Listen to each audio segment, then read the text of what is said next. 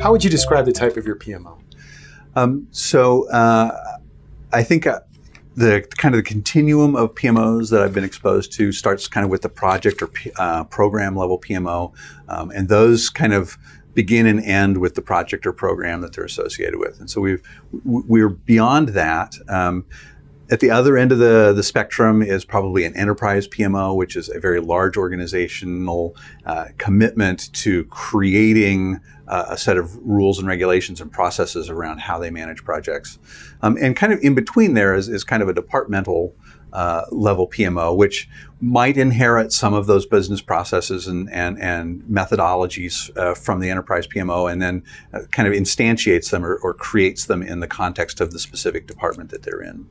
And so I would say that we're somewhere in between kind of a departmental and an enterprise level PMO. Continuum College is effectively a department of the university. In that sense, I would consider us a departmental PMO.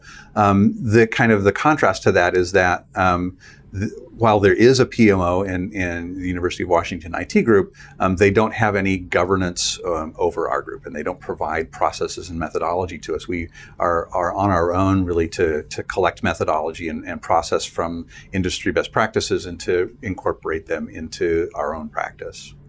What sort of methodologies do you use here in order to deliver work?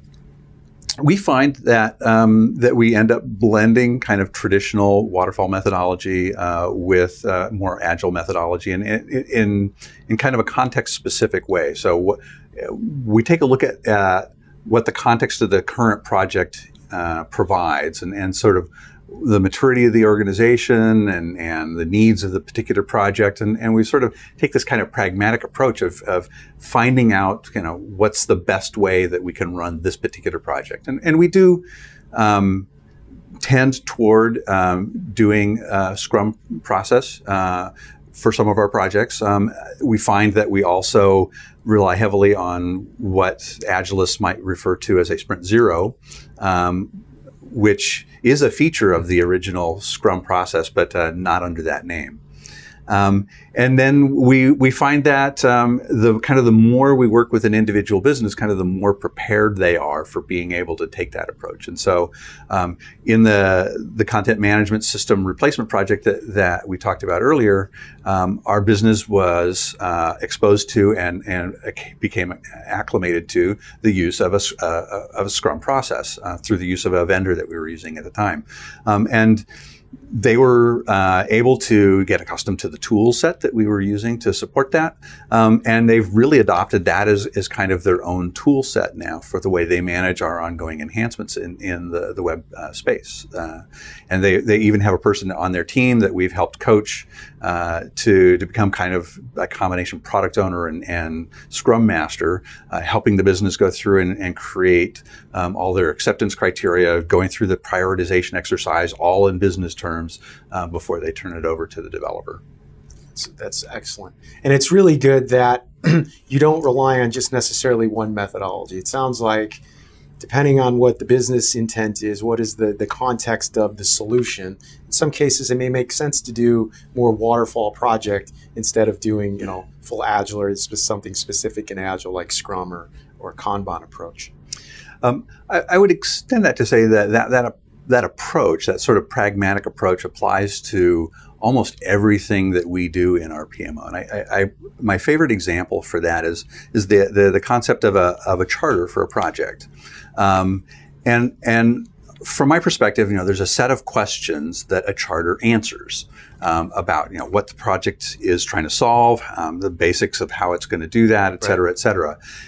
The thing is, depending on the size of the work that you're embarking on doing, that charter could be anywhere from a 50-page document to a half-page document that's just a bunch of bullet points. And it's very critical that you only spend as much effort on the charter as you're going to get benefit from it. And that's just the way every possible artifact, every possible methodological element, we try and use that kind of approach to deciding how much of this do we do. Are we getting enough value from it to continue doing it? That's excellent, especially when you're chartering a new initiative, understanding what the mission is, who's who's going to be responsible for sponsoring that particular initiative, and general structure, scope, time, and cost, and some of the benefits that are going to be delivered in that charter usually really satisfies that particular need for that artifact. So that's great. How do you also go about ensuring that, because you talked about using the right process at the right time, ensuring that you don't have too much process in place? Because we know some PMOs, some organizations, can become a little process heavy, and that creates a challenge. And so maybe you can speak to that piece as well. I wouldn't say that we have a formal process for dealing with that.